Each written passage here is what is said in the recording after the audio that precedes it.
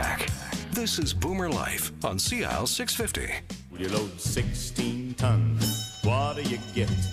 Another day older and deeper in debt. St. Peter, don't you call me, cause I can't go. Now, you see, our I guest owe my really likes soul this to song. the This is company Tennessee Ernie store. Ford and 16 Tons. And we're talking about debt, and so's Tennessee Ernie in that song, where our guest is Brett Luckin, Vice President at Abacan & Associates. They are proposal administrators and trustees in bankruptcy. We're talking about solutions to debt problems on this episode of Boomer Life here on CIL 650. And Brett Luckin, let's talk about the remedies that, first of all, as a trustee, let's talk about what you do. So in order to make a distinction between the role of a trustee versus other people in the credit counseling industry, Right. because there is a major distinction Yes, there between is. a credit counselor and a trustee. There are only a very few, relatively speaking, trustees across Canada, correct? Indeed, there are only just over 1,000 of us, I Right. think. Yeah.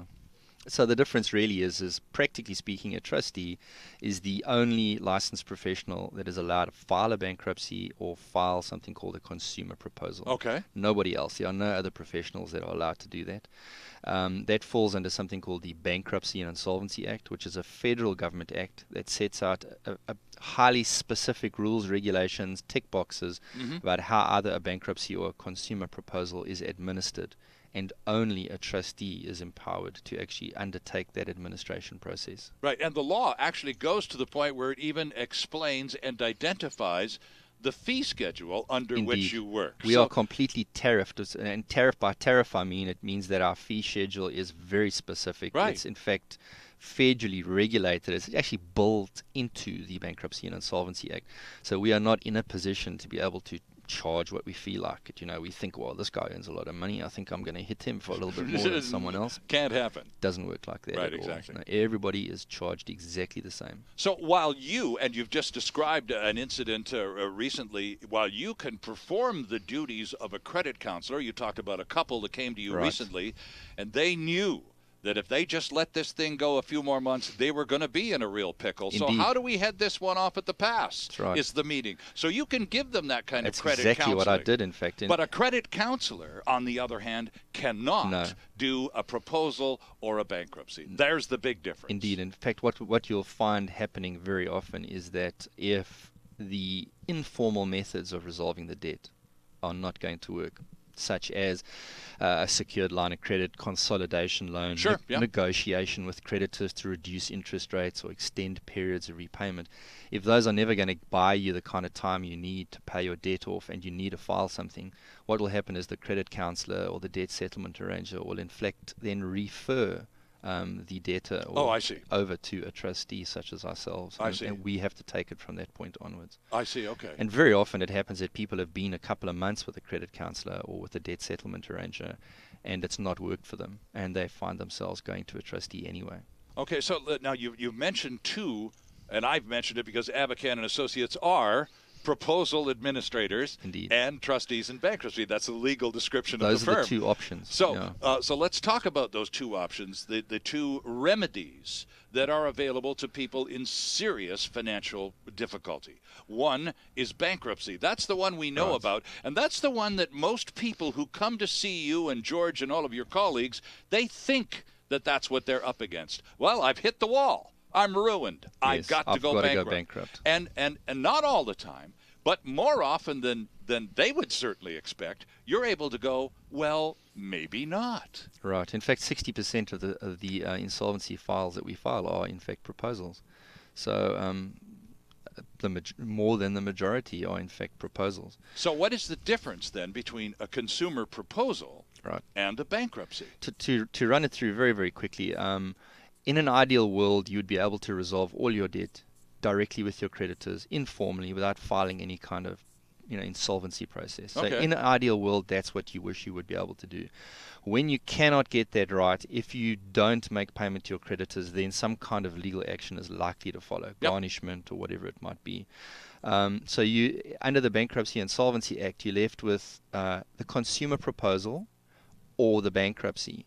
And the idea of a consumer proposal is to head off so that you don't have to file a bankruptcy. But in order to do that, you need to be able to offer your creditors more than they would get out of you in a bankruptcy. Okay.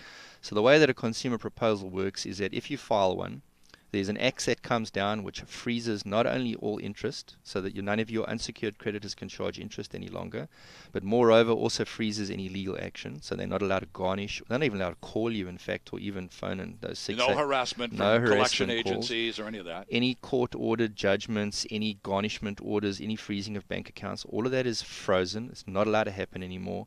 And there's an extended period of repayment in a consumer proposal which can go as long as 5 years. So over a 60-month period, you are able to make a repayment back. And if in a bankruptcy the returns for the creditor are relatively low, it means that in the proposal you just have to offer a little bit more, and many times that is less than half of what you owe. Okay. So many times you can make a proposal of less than 50 cents on the dollar, going down even as far as 20 to 25 cents on the dollar to your creditors, which is substantially less than what you'd have had to pay back informally, directly to them. Right. So what the proposal gives you is 5 very powerful tools. One is you don't have to go bankrupt. Right. That's awesome. Then it's interest-free. No one can take legal action against you. You can make the payment over a substantial period of time, 5 years, which Right. is a fairly substantial period of time. And of course, the big deal is that you're actually making that payment against a discounted sum. Mm-hmm. So that's quite a powerful mechanism. It's a very powerful tool under the Bankruptcy and Insolvency Act. And it's very powerful for people who have income, are able to make a payment every month, and of course are able to at least reasonably expect to be able to continue to make it going forward in the future. How does it work, though, Brett? If you're talking about now, I owe half a dozen creditors, a significant $75,000 total. Right. So and I go to see you at Abacan and Associates, and I say, and you recommend, after analyzing my situation, you say you're a likely candidate for a consumer proposal. I go, terrific. That means I don't have to go bankrupt. Right. Well, that's already, there's a sense of relief about the process. So this organizing my pitch to the creditors and determining whether they're going to go for 30 cents on the dollar or 45 cents on the dollar, how do I make that arrangement? How do I present my case to the people I owe money to? Your trustee does all of that for you. Oh, really? Okay. That's our job. Our job is to ask you a bunch of key questions. The most obvious being is, who do you owe money to and Sure. how much? Yeah. What do you own from an asset-based perspective? And then what do you earn? So what are you actually getting through the front door on a net income level every month? Okay. Knowing those 3 answers helps your trustee actually figure out what kind of proposal is going to work for you. And then your trustee will do all of it, the paperwork, the preparation of the documents, the asking you questions in order to be able to put it all together, and then ultimately filing it and in fact making that proposal offer through to all your creditors. Okay, so this is where the professional comes in, because Yes. the typical person off the street, I know my own pathetic story as an example, I wouldn't know how to sit down with a room full of bankers and creditors and negotiate my way out of a pickle. I'd be in more trouble than I was when I started the meeting. You won't have to, and in fact, through the course of your proposal, if it's accepted, and trustees as a rule do not want to file proposals that will fail. Right. So you have a 98-99% pass rate on these things. They get Okay. approved. Once that's happened, really, only 2 things you have to do. Make your payments and attend 2 counseling sessions, which are bankruptcy counseling. And they're really, the idea behind them is rehabilitation. So bankruptcy counseling would be budgeting, spending habits, shopping habits, looking at the causes of your insolvency and are there ways that you can be helped so that that doesn't happen again. Exactly, right. Yeah. And that's a mandatory. Those are mandatory, yeah. So if you do file a proposal or a bankruptcy, either way, you're going to be required to take a couple credit counseling sessions. Correct, right? yes. And it's just basic money management, though. Very It's not basic. rocket science, No, is none it? of it's rocket science, and it goes to the heart of what I actually believe as well, and that is that there is insufficient of that kind of education in our society generally. Now, I've asked Brett this question once before, and he kind of snickered at me when I asked it. This goes back a few months. I said, so when you're contemplating bankruptcy or the much more attractive remedy, the consumer proposal, nonetheless, both of those are going to negatively impact your credit rating and Right. status for quite some time. How much should I worry about that? And this is where Brett actually started to laugh, because he said, look, realistically, if you're in a trustee's office discussing either a bankruptcy or a consumer proposal, chances are you don't have much of a credit rating to begin with. It's unfortunately true. Going back to what we said earlier in this conversation, the whole bit about how many people who come to our office are proactive. Yeah. It's a small number. For those people filing something because they've been making the minimum payments on their cards, etc. Sure. So theoretically, they look okay from a credit report perspective. For those people, it'll have a negative impact. But by and large, if you've been defaulting on payments, loans, credit cards, lines of credit, or whatever it might be, you've had a car seized or you've got a foreclosure action in place, right, you're not saving a credit report because your credit report's already done. Yeah, okay. So in terms of the information lingering on your credit report, is it the same for a proposal as a bankruptcy? No. Or they make a distinction? They are different. In a bankruptcy, it will sit on your credit report for 6 years after your discharge, so ever long your bankruptcy is, which can be, if you're a second-time bankrupt, up to 3 years. Okay. It'll sit for another 6. If second-time bankruptcy, it'll in fact sit for another 14 years on your credit report, which is significant. A proposal, it's as long as the period of the proposal plus 3 years. So if you take the ordinary 5 years to pay your proposal off, plus 3 is 8. Right. And then it washes at the end of that period. But I think it's also important to note that because this is going to disrupt your credit image, on paper at least, for half a dozen years or more, that doesn't mean you're necessarily out of the credit game, because there are ways that you can begin to rebuild your credit credibly and quite legitimately, right, and you don't have to wait for half a dozen years. You can get at it after, 6, 8, 10 months sometimes. Even. Correct. In fact, it's a myth thinking that just because you file a bankruptcy or a proposal, suddenly you are now tarred with a black feather brush, right? And no one will touch you. Not true. Your credit will take a substantial impact for between 18 to 24 months. But there are many financial institutions, including even your larger major banks, who have specific products targeted at people in financial distress. You know, not to cut away here and pretend otherwise, but you will pay more in interest. Of course. So because you're considered a higher credit risk. Yes. But there are many ways that you can get smaller loans, like cars, for instance. So instead of paying 6% on a car or 8% on a car, you may pay 12 or even more percent on a car.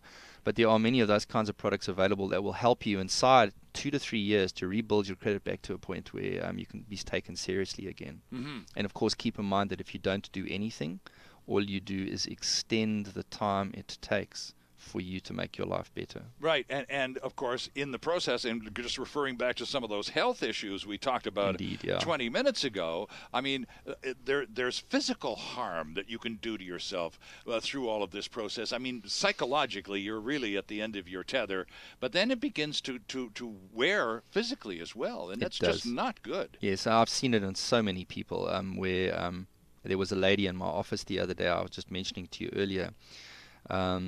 Basically, her and her husband ran a shop and didn't pay what they were supposed to pay to various creditors, including Canada Revenue Agency, and it all came apart. The house of cards came apart, and so they're both filing bankruptcy. But she started crying literally within seconds of sitting down in the chair. Just as soon as I opened my mouth, really, she was crying already. And she spent most of the time hunched in her chair, almost as if I was about to hit her. And this, because this obviously was for her the final blow. Right. It was all over for her now. All the horrible things that had happened up to now were just culminating in the fact that she had to go bankrupt. Right. And it's clear that she'd put herself through an enormous amount of pain and suffering.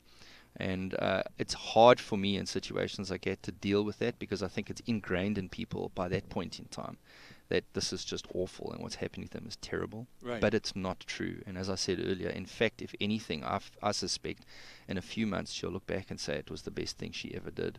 Right. Okay. So again, though, it's that whole feeling.